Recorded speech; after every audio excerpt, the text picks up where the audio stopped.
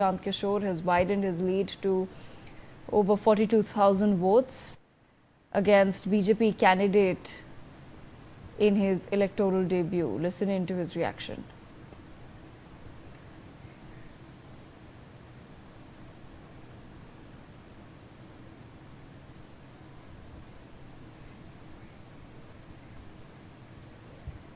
My colleague Ritesh Mishra with us on the broadcast. Ritesh, take our viewers through the details. Prashant Kishore has locked his victory on the Bankipur seat. It was probably not an easy feat there. He did not manage to win a single seat last year in the Bihar elections, but he has managed to take away now the BJP bastion.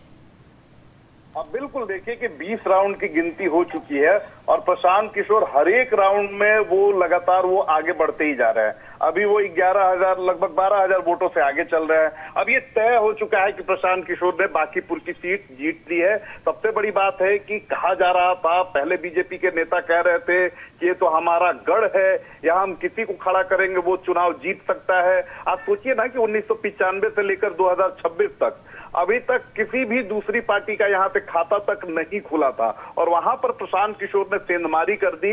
तो ये बहुत बड़ा message है, बहुत बड़ा message Bihar की जनता ने दे दिया है, बिहार की राजनीति के लिए भी और सेंटर की राजनीति के लिए भी, क्योंकि एक तरह से मैसेज ये दिया गया है कि बीजेपी के नेताओं ने जिस तरह से ये सोच लिया था कि जो बांकीपुर की जनता है वो बीजेपी की जागीर बन चुकी है, तो जनता ने ये कड़ा मैसेज दे दिया है कि वो किसी की जागीर नहीं है और ये कह देना कि ये यहाँ के जो लोग हैं वो इसी पार्टी के हैं, तो ये कह देना ये जरूरत से ज्यादा बयानबाजी वाली बात हो जाती है।